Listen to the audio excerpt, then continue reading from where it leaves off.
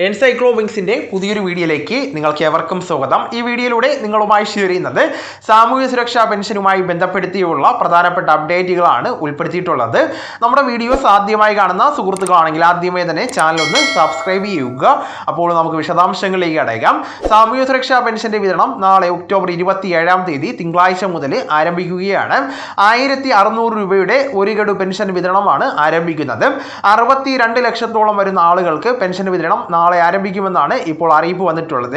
ഇനി പ്രത്യേകമായിട്ട് ശ്രദ്ധിക്കേണ്ട ഒരു കാര്യമുണ്ട്. തിങ്കളാഴ്ച മുതൽ പെൻഷൻ വിതരണം ആരംഭിക്കുമെന്ന് സർക്കാർ ഉത്തരവിലുണ്ട് എങ്കിലും ഒരുപക്ഷെ നാളെ വിതരണത്തിൽ ഏതെങ്കിലും രീതിയിലുള്ള തടസ്സങ്ങൾ നേരിട്ട് കഴിഞ്ഞാൽ വരുന്ന ദിവസങ്ങളോടുകൂടി മാത്രമേ ഈ ഒരു തുക അക്കൗണ്ടുകളിലേക്ക് എത്തിച്ചേരുകയുള്ളൂ. കഴിഞ്ഞ പ്രാവശ്യവും ഇതേ രീതിയിൽ നമ്മൾ ചാനൽ വഴി തന്നെ ഉത്തരവ് പ്രകാരമുള്ള തീയതികളാണ് വീഡിയോയിലൂടെ അറിയിച്ചിരുന്നത്. പക്ഷേ ആ ദിവസങ്ങളിൽ വിതരണം നടത്തുന്നതിന് സാങ്കേതികപരമായിട്ടുള്ള പ്രശ്നങ്ങൾ ഉണ്ടായിരുന്നു. അതുകൊണ്ട് തന്നെ ഈ കാര്യങ്ങൾ നമ്മളോട് ഒരുപാട് ആളുകൾ പറയുകയും ചെയ്തിരുന്നു. സർക്കാർ പറയുന്ന കാര്യങ്ങളെല്ലാം തെറ്റാണ് എന്നും കൃത്യമായിട്ടുള്ള തീയതികൾ അറിഞ്ഞ ശേഷം പറയൂ എന്നൊക്കെ ഒരുപാട് ആളുകൾ കമൻ്റായിട്ട് രേഖപ്പെടുത്തിയിരുന്നു. അതുകൊണ്ട് തന്നെയാണ് ഈ പ്രാവശ്യം ഈ ഒരു കാര്യം അറിയിപ്പിൽ കൃത്യമായിട്ട് ചേർത്തിട്ടുള്ളത്. കാരണം 27 വിതരണമുണ്ട് എന്ന് സർക്കാർ അറിയിക്കുമ്പോൾ 27 തന്നെ തുക വിതരണം ആരംഭിക്കേണ്ടതാണ് എന്നാണ് ഉദ്യോഗസ്ഥർക്കുള്ള നിർദ്ദേശം. എന്നാൽ ഉദ്യോഗസ്ഥർ ഈ തുക കൈമാറുന്ന സമയത്ത് ഏതെങ്കിലും രീതിയിലുള്ള പ്രശ്നങ്ങൾ നേരിടുവാൻ സാധ്യതയുണ്ട്. DBT സംവിധാനത്തിലൂടെയാണ് പെൻഷൻ വിതരണം നടത്തുന്നത്. അപ്പോൾ 1600 രൂപ ബാങ്കിലേക്ക് ട്രാൻസ്ഫർ ചെയ്യുമ്പോൾ അതും 26 ലക്ഷത്തോളം വരുന്ന ഗുണഭോക്താക്കൾക്ക് ഈ ഒരു തുക എത്തിച്ചേരേണ്ടതായിട്ടുണ്ട്. DBT സംവിധാനം ആയതുകൊണ്ട് തന്നെ ഒരേ സമയം തന്നെ മണിക്കൂറുകളുടെ വ്യത്യാസത്തിൽ എല്ലാവരുടെയും ബാങ്ക് അക്കൗണ്ടുകളിലേക്ക് തുക എത്തിച്ചേരുന്നതാണ്. അപ്പോൾ ഈ വിതരണം നടക്കുന്ന സമയത്ത് ഏതെങ്കിലും തരത്തിലുള്ള പിശകുകൾ വന്നു കഴിഞ്ഞാൽ നമുക്ക് ഈ ഒരു തുക പരാജയപ്പെട്ട അവസ്ഥയിലായിരിക്കും. പിന്നീട് വീണ്ടും ഇത് വിതരണം ചെയ്യുവാൻ വേണ്ടി ഒന്നുകൂടി ഇതിൻ്റെ പ്രോസസ്സിംഗ് ഉൾപ്പെടെയുള്ള കാര്യങ്ങൾ ചെയ്യേണ്ടതായിട്ടുണ്ട്. അപ്പോൾ അതുകൊണ്ട് തന്നെ സർക്കാർ ഈ പെൻഷൻ വിതരണത്തിന് വേണ്ടി 2 ആഴ്ചത്തെ സാവകാശം കൂടി ഉദ്യോഗസ്ഥർക്ക് അനുവദിക്കുന്നത്. ഏതെങ്കിലും കാരണവശാൽ തുക വിതരണം തടസ്സപ്പെട്ട് കഴിഞ്ഞാൽ വരുന്ന ദിവസങ്ങളിൽ തന്നെ അതിൻ്റെ പ്രക്രിയ വീണ്ടും ആരംഭിക്കേണ്ടതാണ്. അങ്ങനെയുള്ള ഇളവുകളൊക്കെ തന്നെയാണ് സർക്കാർ ഇതിനു വേണ്ടി കൊടുക്കുന്നത്. അതോടൊപ്പം തന്നെ കൈകളിൽ പെൻഷൻ തുക സ്വീകരിക്കുന്നവരുണ്ട്.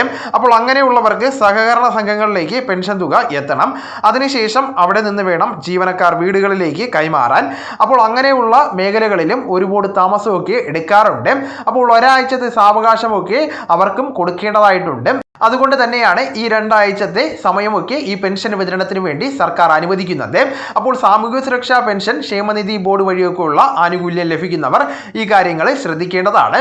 പെൻഷൻ വിതരണം 27 ആരംഭിക്കുമെന്ന് അറിയിച്ചിട്ടുണ്ട് എങ്കിലും അടുത്ത ആഴ്ച തന്നെ വിതരണം പൂർത്തിയാക്കുമെന്നുള്ള കാര്യം തീർച്ചയായിട്ടും എല്ലാവരും ശ്രദ്ധിക്കേണ്ടതാണ്. ഇനി സംസ്ഥാനത്ത് കേന്ദ്ര സർക്കാരിൻ്റെ പെൻഷൻ വിഹിതം കൂടി ലഭിക്കുന്നവരുണ്ട്. 8.5 ലക്ഷത്തിനടുത്ത് വരുന്ന ഗുണഭോക്താക്കൾ അവർ നാഷണൽ സോഷ്യൽ അസിസ്റ്റൻസ് പ്രോഗ്രാം എന്ന് പറയുന്ന സ്കീമിന് കീഴിലാണ്. അതുകൊണ്ട് തന്നെയാണ് അവർക്ക് കേന്ദ്ര സംസ്ഥാന സർക്കാരിൻ്റെ പെൻഷൻ വെവ്വേറെയായിട്ട് ലഭിക്കുന്നത്. അപ്പോൾ 500 രൂപ കുറഞ്ഞ് ലഭിക്കുന്നവരൊക്കെ ഉണ്ട്. അതോടൊപ്പം തന്നെ ചിലർക്ക് 300 രൂപയുടെ കുറവൊക്കെ അനുഭവപ്പെടുന്നവരുണ്ട്. ഇനി ചിലപ്പോൾ 200 രൂപ വരെയൊക്കെ ആയിരിക്കാം കുറവ് വരുന്നത്. അപ്പോൾ ഈ ഒരു തുക നൽകേണ്ടത് കേന്ദ്ര സർക്കാരാണ്. അപ്പോൾ സംസ്ഥാന സർക്കാർ തന്നെ ഈ ഒരു തുക കൂടി കേന്ദ്ര സർക്കാരിൻ്റെ പക്കലേക്ക് കൈമാറുന്നതാണ്. പിന്നീട് കേന്ദ്ര സർക്കാർ ഇത് ആധാറുമായിട്ട് സീഡ് ചെയ്തിരിക്കുന്ന നമ്മുടെ ബാങ്ക് അക്കൗണ്ടിലേക്ക് ട്രാൻസ്ഫർ ചെയ്യുകയും ചെയ്യുന്നതാണ് പതിവ് രീതി. അതോടൊപ്പം തന്നെ നിശ്ചിത മാസങ്ങളിലെല്ലാം തന്നെ ഒരുമിച്ച് ഒരു ബില്ല് സമർപ്പിച്ച് കേന്ദ്ര സർക്കാരിൻ്റെ പക്കൽ നിന്ന് സംസ്ഥാന സർക്കാർ ആ ഒരു തുക ഒരുമിച്ച് വാങ്ങുന്ന രീതിയാണ്. അപ്പോൾ ഈ ഒരു കാര്യം തീർച്ചയായിട്ടും എല്ലാവരും ശ്രദ്ധിക്കേണ്ടതാണ്. പെൻഷൻ വാങ്ങുന്ന എല്ലാവരും ഈ അറിയിപ്പ് ശ്രദ്ധിക്കേണ്ടതാണ്. ഇനി കെട്ടിട നിർമ്മാണ ക്ഷേമനിധി ബോർഡിൻ്റെ കാര്യം നമ്മൾ പരാമർശിച്ചിട്ടില്ല. അവർക്ക് പ്രത്യേകമായിട്ട് പെൻഷൻ വിതരണം ഉണ്ടോ എന്ന കാര്യത്തിൽ അറിയിപ്പ് വന്നിട്ടില്ല. അപ്പോൾ തീർച്ചയായിട്ടും അങ്ങനെയുള്ളവർ ഈ അറിയിപ്പ് കൂടി ശ്രദ്ധിക്കേണ്ടതാണ്. കാരണം നിരവധി മാസങ്ങളായിട്ടുള്ള കുടിശ്ശിക നിർമ്മാണ തൊഴിലാളികൾക്ക് ക്ഷേമനിധി ബോർഡിൽ ഉണ്ടായിരിക്കുന്നതാണ്. അതുകൊണ്ട് തന്നെ അവിടെയുള്ള വിതരണം പ്രത്യേകമായിട്ടായിരിക്കും നടത്തപ്പെടുന്നത്. ഇപ്പോൾ ബാക്കിയുള്ള ക്ഷേമനിധി ബോർഡിലെ അംഗങ്ങൾക്കും അതോടൊപ്പം തന്നെ സാമൂഹ്യ സുരക്ഷാ പെൻഷന് കീഴിൽ വരുന്ന വാർദ്ധക്യകാല പെൻഷൻ, വിധവാ പെൻഷൻ, ഭിന്നശേഷി ആനുകൂല്യങ്ങൾ, അവിവാഹിതയായിട്ടുള്ള സ്ത്രീകൾക്ക് ലഭിക്കുന്ന ആനുകൂല്യം, കർഷക തൊഴിലാളി പെൻഷൻ, അതുപോലെ തന്നെ മറ്റ് ആനുകൂല്യങ്ങൾക്കുള്ള ഫണ്ടാണ് അനുവദിക്കുന്നത്. അപ്പോൾ ഇത്തരത്തിലുള്ള കാര്യങ്ങൾ എല്ലാവരും ശ്രദ്ധിക്കേണ്ടതാണ്. ഈ വിവരം നിങ്ങളുടെ സുഹൃത്തുക്കളിലേക്കും മറ്റ് ഗ്രൂപ്പുകളിലേക്കും കൂടെ ഷെയർ ചെയ്യുക. നമുക്ക് തുടർന്നും വിജ്ഞാനപരമായിട്ടുള്ള മറ്റ് വീഡിയോസും ആനുകാലിക വിവരങ്ങളുമായിട്ട് വീണ്ടും കാണാം. അതുവരെ ഗുഡ് ബൈ.